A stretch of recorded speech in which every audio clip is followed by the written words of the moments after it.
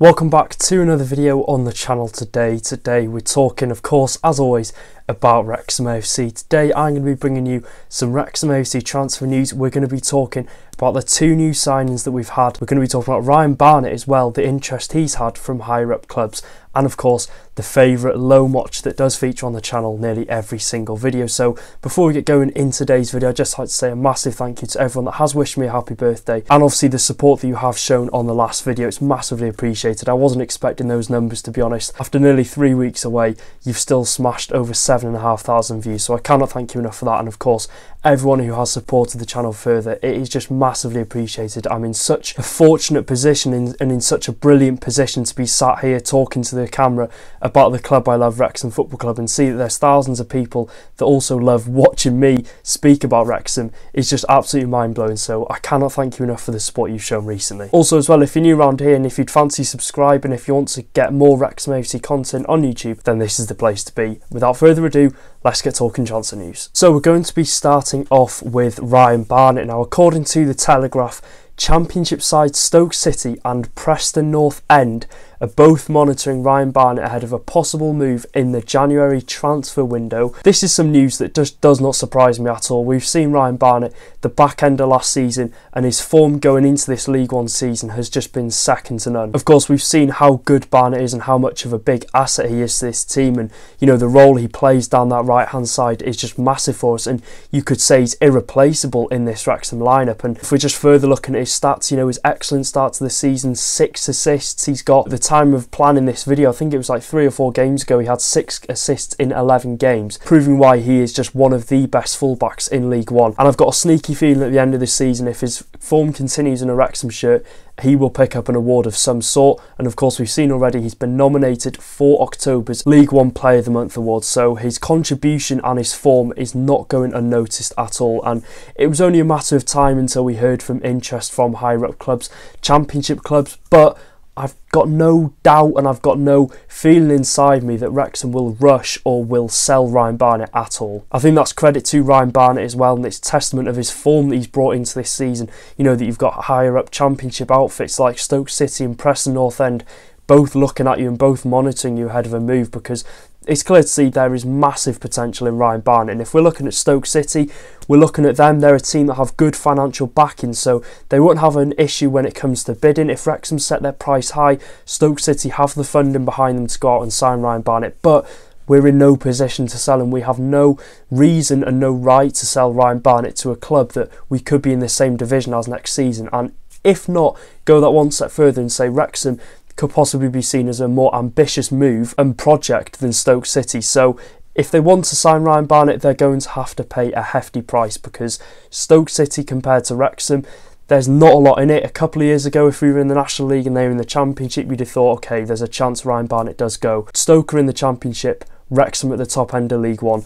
Why is there a reason to sell him? And I think if you're looking at Stoke as well from a history point of view, you know, since they've been relegated to the Championship, they're a team that have massively underperformed for a while since that relegation from the Premier League 7-8 years ago. Now they've had multiple managers and there's no real ambition to, you know, want to go and get that promotion. Like I said, they've underachieved massively. There seems to be no drive in the club at the minute at Stoke City, but you're looking at it from a historical point of view. They're a well-established club. They've got a good stadium. They've got a good fan base. And if Ryan Barnett sees Stoke City as a good move and a stepping stone towards, you know, his end goal, then fair enough. But if we're looking at a Wrexham point of view, and if we're looking from Ryan, Rob, Phil Parkinson, Humphrey Kerr, Sean Harvey, all of those will be thinking there's no reason to sell Ryan Barnett to Stoke City. And if we're looking at the setup that Stoke City do play, they set up with a 4-2-3-1, so it would mean Ryan Barnett would most likely play in that solid right back spot, which obviously could limit his attacking threat. There's no wing backs unless Stoke City view him as possibly playing on that right wing,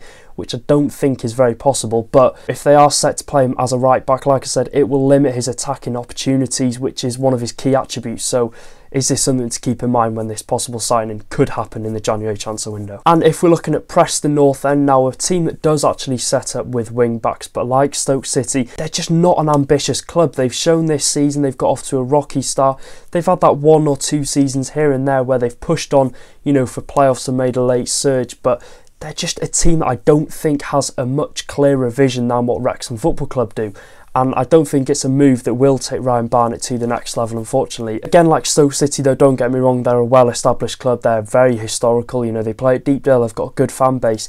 But if you're looking at a sensible point of view, and if you're looking at a career point of view for Barnett, his development as a player, I think he's going to develop continuously more at Wrexham than either of these two teams. And that might be bias coming in here, but I genuinely do think that. Yeah, and obviously, like I said, we have no reason to sell Ryan Barnett. He's under contract until 2026, so we have got no reason to sell him. He seems happy here. However, I would like to see us possibly tie him down for an extra 1 or 2 years. Just make sure we tie Ryan Barnett down for the next 2 or 3 seasons. So that'll make every Wrexham fan happy. But to these two teams, hands off Ryan Barnett. He is not going nowhere, as Rob McElhenney has said. Now we're going to be talking about actual signings at Wrexham Football Club. A couple of weeks ago now, Wrexham confirmed 2 signings, obviously from the free agent market. One of those being Matty James, the other one being John Daddy Bodvarsson, the Icelandic striker. 2 very sort of strategical signings from Phil Parkinson. Of course, we were lacking in some areas through injury, and of course with the risk of suspension coming up and the amount of big games that we've got in this league, it was a very good bit of business to get these 2 tied down. We're going to be starting off with Matty James. Premier League winner Matty James has made his way to the racecourse ground to sign a short-term contract until the January period. Of course, it will expire then, but if Wrexham wants to take up that opportunity to extend it till the end of the season, that'll be more than possible. Obviously, James comes in to help boost the experience in this squad in the midfield, and of course, at that much needed cover that I think we needed when George Evans did sustain that injury away at Stevenage. So we're going to be giving a bit of a profile on Matty James now. He's a well-renowned midfielder in the higher leagues of the EFL. Preston North End, Leicester City, of course, where he won the Premier League and had a massive contribution in the seasons that he was at the Midlands side, and of course recently playing at Bristol City. He's been a regular at all of those teams, and you know, before he made his trade higher up in the EFL, he was actually a Manchester United Academy graduate before leaving in 2012 for Leicester City. Now, over his 15-year career, James has played a whopping 319 games, with those most recently coming for Bristol City, where he was a really big regular in their starting 11, playing 115 games over 3 seasons. He was also an ever-present in the Leicester City midfielder alongside Danny Drinkwater when they did gain promotion to the Premier League. So I think it's important to see, you know, a lot of people will see this signing, he's a free agent, look at his age, I think he's 33. You'll probably be thinking, oh, what is the point? It's another old free agent signing. But you're looking at 115 games over the past 3 seasons. He's still got it. He's still going to be a regular. And, you know, whether he be a starter or not in this Wrexham team, so far we've seen him play on the bench. You know, if we are in a tight situation, possibly holding on to a lead, adding that experience and that quality of Matty James into that midfield, dictating the play, breaking the play up, and just making sure we get all 3 points, I think is going to be a massive, massive asset for us. Now, what can we expect from Matty James? I've read a couple of comments from Bristol City fans on social media, and they all speak very highly of him, so it looks as if he'll be a good addition to this squad. They're all saying he was a very good player, and they were surprised when he didn't actually sign a new contract for the Championship side in this summer. So, I mean, that's something really promising to know. Of course, he is 33 years old, so I don't think we'll see a Matty James type of player that will run his legs off for 90 minutes. I think he'll be, you know, that player that will bring that experience to that midfield, just calm everything down and just bring that wealth of experience to the matchday squad in general, which is just a massive bonus at this stage of the season. Of course, we've had that promising start. We're looking to keep it up. We've brought a Premier League winner and a promotion winner from the Championship to the Premier League into the matchday squad and into the squad in general.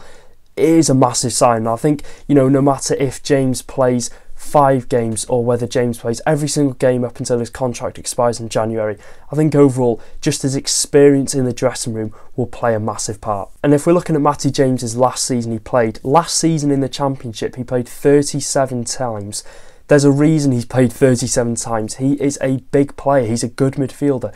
He's going to be a player that will consistently perform in that midfield. And I saw a couple of Bristol City fans say he slightly lost his legs a bit in his final season at the club, but he makes up for that with his experience and his quality on the ball. So I think you'd be silly to turn down Matty James, and I think we were all expecting a striker to come in. I think we were all looking at the striker names, but we weren't expecting Matty James, and it came as a bit of a surprise, but a surprise that was probably well worth it and will prove to be well worth it as time goes on. And this is a signing that I really like from Phil Parkinson. He's going to work well with him. I'm sure they'll have formed a good relationship by now, and I think Matty James will he'll have no issue at all settling into this squad and just proving to be a big asset for us. Yeah, and a couple of you at home might be thinking, why have we gone out and signed Matty James? That was mostly of what our transfer window consisted of in the summer, midfielders.